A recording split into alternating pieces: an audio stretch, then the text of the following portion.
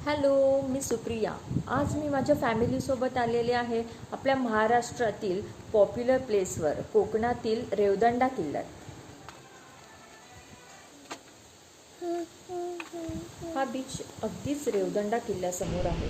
हा अतिशय प्लेझंट आणि रेअर असा बीच आहे. इथे लोकांची फारशी गर्दी नसते. फोटोशूटसाठी हा अगदीच उत्तम पर्याय